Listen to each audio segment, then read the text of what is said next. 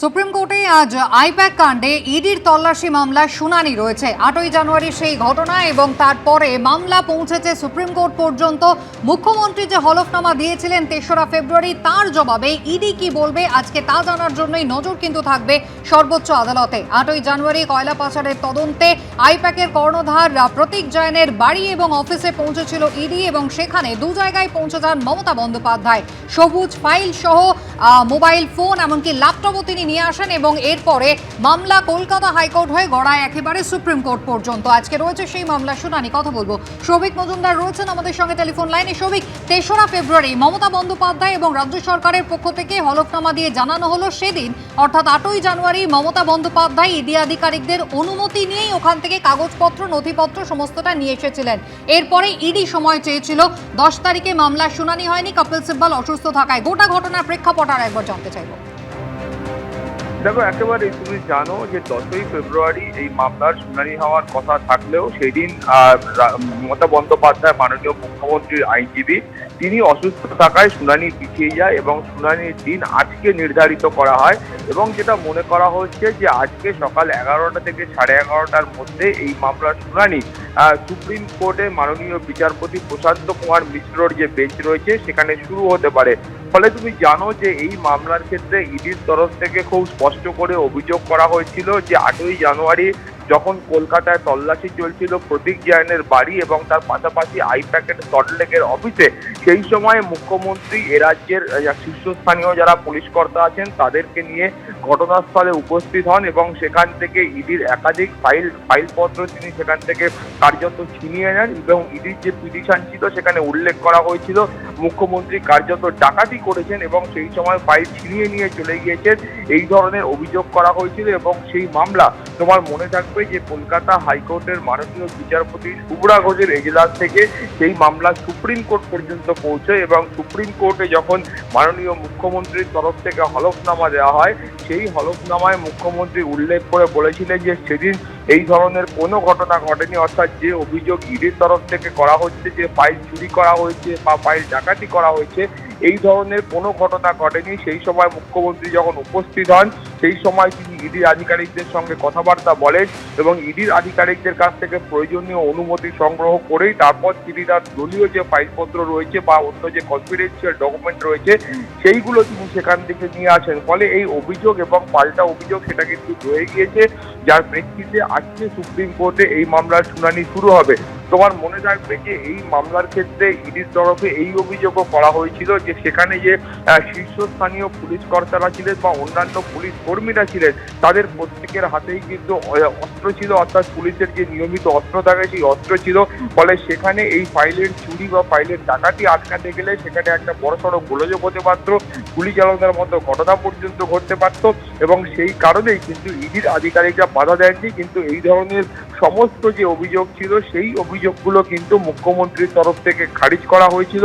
ফলে এই মামলার ক্ষেত্রে তোমার মনে থাকবে যে মুখ্যমন্ত্রীর তরফ থেকে তিনি যখন ঘটনাস্থলে উপস্থিত হয়েছিলেন বা পরে মামলার ক্ষেত্রেও যখন তিনি যখন হলফনামা জমা দেন সেখানে তিনি বারবার অভিযোগ করেছিলেন যে এই যে রেড হচ্ছে, এই যে তল্লাশি অভিযান হচ্ছে, এটা কার্যত রাজনৈতিক উদ্দেশ্য নিয়ে হচ্ছে এবং 2026-এর যে ভোট রয়েছে সেই ভোটের তৃণমূলের কৌশল কি থাকবে সেই কৌশলগুলো জানবার জন্য বা তাদের যে কনফিডেন্সিয়াল ডকুমেন্টগুলো আছে সেগুলো নিয়ে নেওয়ার জন্য ইডির তরফে এই ধরনের অভিযান করা হয়েছে। ফলে এই অভিযোগ এবং পাল্টা অভিযোগ যার ভিত্তিতে আজকে শুনানি শুরু হলে তারপরে সুপ্রিম কোর্টের তরফ থেকে একটি নির্দেশ দেওয়া হয়, সেদিকে আমাদের চোখ থাকবে। এর পাশাপাশি তোমার মনে থাকবে যে সুপ্রিম কোর্টের তরফ থেকে যে পর্যবেক্ষণগুলো এর আগে করা হয়েছিল সেই পর্যবেক্ষণগুলো অত্যন্ত গুরুত্বপূর্ণ। মাননীয় বিচারপতিরা বলেছিলেন যে একদিকে যেমন কোনো পলিটিক্যাল পার্টির যে কাজকর্ম রয়েছে, প্রত্যেক দিনের কাজকর্ম রয়েছে, সেখানে যেমন কোনো তদন্তকারী সংস্থা হস্তক্ষেপ করতে পারে না সেটাও যেমন ঠিক, তার পাশাপাশি এটাও ঠিক যে সেই তদন্তকারী সংস্থা তারা যদি বৈধ কাগজপত্র নিয়ে নিয়ম মেনে কোনো ধরনের তদন্ত বা ইনভেস্টিগেশন করেন সেক্ষেত্রেও কেউ আটকাতে পারে না বা সেক্ষেত্রে যারা অভিযুক্ত আছেন তারা কিন্তু সেই রাজ্যের পুলিশের আড়ালে গিয়ে লুকোতে পারে না, এই ধরনের মন্তব্যও কিন্তু সুপ্রিম কোর্টে করা হয়েছিল। ফলে আজকে শুনানি শুরু হলে তারপরে বাকি বিষয়টা স্পষ্ট হবে। সুস্মিতা, সৌভিক, ধন্যবাদ। অবশেষে 2 জেলার 4 জন ইআরও এবং এইআরওর বিরুদ্ধে এফআইআর করল রাজ্য সরকার।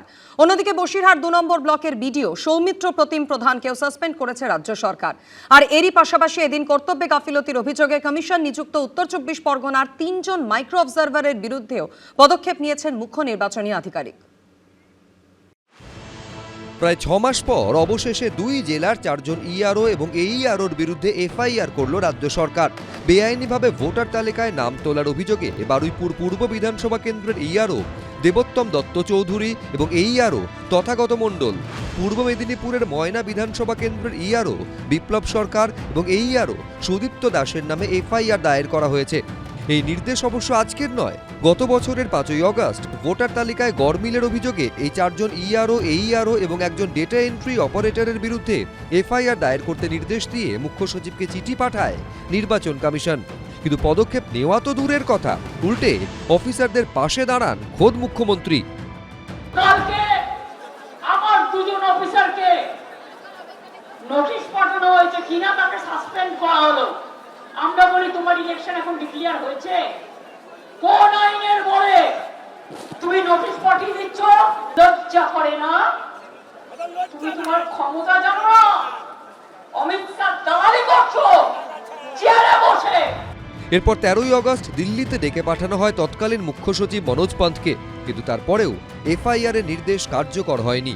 এবছরের 2রা জানুয়ারি পূর্ব মেদিনীপুর ও দক্ষিণ 24 পরগনার জেলা শাসককে এই 4 জন ইআরও, এইআরও এবং একজন ডেটা এন্ট্রি অপারেটরের বিরুদ্ধে এফআইআর করতে নির্দেশ দেয় নির্বাচন কমিশন। তাতেও লাভ হয়নি। 13ই ফেব্রুয়ারি বর্তমান মুখ্য সচিব নন্দিনী চক্রবর্তীকে ডেকে পাঠায় নির্বাচন কমিশন। সূত্রের খবর, মুখ্য নির্বাচন কমিশনার জ্ঞানেশ কুমারের সঙ্গে 1 ঘন্টার বৈঠক হয় নন্দিনী চক্রবর্তীর। তারপরেও ব্যবস্থা নেওয়া হয়নি, এফআইআরও করা হয়নি। শেষমেশ মঙ্গলবার বিকেল 5টার ডেডলাইন বেঁধে দেয় নির্বাচন কমিশন। তারপর এফআইআর করল নবান্ন। তবে মঙ্গলবারও ফের অফিসারদের পাশে থাকার বার্তাই দিয়েছেন মুখ্যমন্ত্রী। আরো 4 জনের ক্ষেত্রে এফআইআর করতে বলেছিল কমিশন। আরে ঠিক আছে, আমার বিরুদ্ধে তো কত এফআইআর আছে, এত এইভাবে নিচ্ছেন কেন? এত সিরিয়াসলি এগুলো আইনের পথে চলবে, এগুলো নিয়ে চিন্তা করার কোনো কারণ নেই। We are with the officials and we will be with them. সংবিধান পরিষ্কারভাবে বলে দিয়েছে ইলেকশন কমিশন ইজ সুপ্রিম। আপনি যে সুপ্রিম কোর্টে গেছিলেন কালো চাদর গায়ে দিয়ে কি লাভ হয়েছে? সব ভয়টাই রেখে লাভ নেই, যেতে আপনাকে হবে। ফাইনাল ভোটার লিস্ট দেখার পরে উনি বলবেন আমি ভোটে লড়বো না। বলছে যে আপনার দম থাকলে ভবানীপুরে লড়ুন। আপনি যদি হারাতে না পেরেছে, আমার নাম শুভেন্দু। এর পাশাপাশি এদিন কর্তব্যে গাফিলতির অভিযোগে কমিশন নিযুক্ত উত্তর 24 পরগনার 3 মাইক্রো অবজারভারের বিরুদ্ধেও পদক্ষেপ নিয়েছেন মুখ্য নির্বাচনী আধিকারিক। তাদের চাকরি থেকে সাসপেন্ড করা হয়েছে। এদের মধ্যে রয়েছেন 2 জন ব্যাংক ম্যানেজার এবং একজন ইনকাম ট্যাক্স ইন্সপেক্টর। অন্যদিকে বসিরহাট 2 নম্বর ব্লকের বিডিও সৌমিত্র প্রতিম প্রধানকে সাসপেন্ড করেছে রাজ্য সরকার। তার বিরুদ্ধে সুপ্রিম কোর্টের নির্দেশ অমান্য করে নিজের উদ্যোগে 11 জন অতিরিক্ত এইআরও নিয়োগের অভিযোগে ব্যবস্থা নেওয়ার নির্দেশ দিয়েছিল কমিশন। সুমন ঘরাই, রুমা পাল, বিটন চক্রবর্তীর রিপোর্ট, এবিপি আনন্দ। এবিপি আনন্দ, এগিয়ে থাকে, এগিয়ে রাখে।